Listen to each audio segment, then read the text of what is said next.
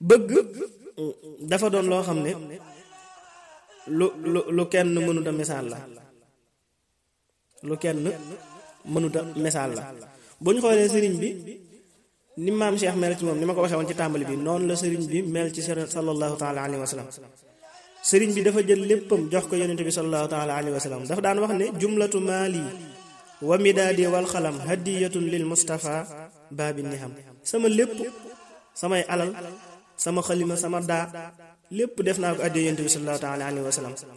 sëriñ bi jox na yonente bi sallallahu taala alayhi wa sallam ba jox ko ruuxam, jox ko aw yaramam, jox ko ay doomam, waaye jox ko itam ay way juram. juttu lahul yawma bi ruuxi wal badan wa waladi wa walidi fil xalan. yemu ci waaye sëriñ bi mën naa ne deseetul dara, léppam yonent bi sallallahu alayhi wa sallam la ko jox. ay këram, ay barabam, ay dëkkuwaayam, lépp jox na ko yonent bi sallallahu taala alayhi wa sallam. lakka yaa nabiu manazili wa mawatini wa mawadixi. yemu ci mu xeeb loolu di jël ay cëram benn par benn di ko jox yonent bi sallallahu taala alayhi wa sallam. lakka lisaani mahal janaani, sama xol, sama làmmiñ, lépp jox naa la ko yonent bi sallallahu taala alayhi wa sallam. waaye yemu ca mu jël sax ay atam ak ay weeram di ko jox yonent bi sallallahu taala alayhi wa sallam. habli nabii sanati wa sahri, samay at ak samay weer lépp jox naa ko yonent bi sallallahu taala alayhi wa sallam. bëgg gi àgg ci moom àgg goo xam ne daf daan giñ ne billaahi ahbabtu rasulallahi, maa ngi wàcc yàlla ne damaa bëgg yonent bi sallallahu taala alayhi wa sallam, damaa bëgg yonent bi sallallahu taala alayhi wa sallam.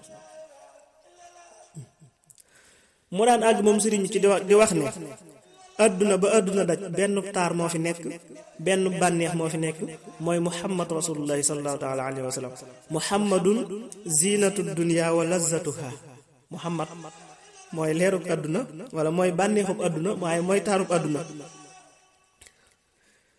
mu daan wax moom ku tedd gi xadimu rasul radiyallahu taala anhu ne tudd yonente bi sallallahu taala alayhi wa sallam mooy sama wéttal, mooy sama mbégte, mooy sama leerub xol. tudd yonente bi sallallahu taala alayhi wa sallam mooy sama mbégte, moo may wéttali, mooy sama leerub xol. loolu moom la maam Cheikh daan wax rek naan dégg turub Serigne Touba ci nopp moo dàq lem ci gimiñ. dégg turub Serigne Touba ci nopp moo dàq lem ci gimiñ. sëñ bi dafa daan wax ne lii saafara sama yaram di saafara sama xol mooy sallallahu taala alayhi wa sallam. sifaa u jismi wa sifaa u xalbi muhammadun salla alayhi rabbi. àgg ci daan wax itam ne yonent bi sallallahu taala alayhi wa sallam bëgg gi ma ko bëgg bu doon sàngara mën naa ne màndi naa ca. sakirtu min xamri mahabbati nabi. xam nga kaasub sàngar man nga koo naan te du la def dara, waaye liitarub sàngar moom boo ko naanee ba moytuwul doo xam sa yoonu kër. nee na nag bëgg yonente bi sallallahu taala alayhi wa sallam bu doon sàngara man dama caa màndi. misaal na ko misaal yu bari, daana wax itam ne bu doon géej ma ne damaa lab ca biir géej gu bëgg yonente bi sallallahu alayhi wa sallam. warixtu fi mahabbati rasul. moo wax waxin wu yéeme na wax ak ñoom gisuma waxin wu ko gën a doon waxinu bi yàgg dëgg te mooy li wax ne wasilati wa junnati wa jannati faridati naafilati wa sunnati. mu ne léegi sax ci gàttal yonent bi sallallahu taala alayhi wa sallam mooy sama wasila, mooy sama pakk, mooy sama àjjana, mooy sama farata, mooy sama naafila, mooy sama sunna. wax ji feranku laay kon bëgg gi nga xam ne moom la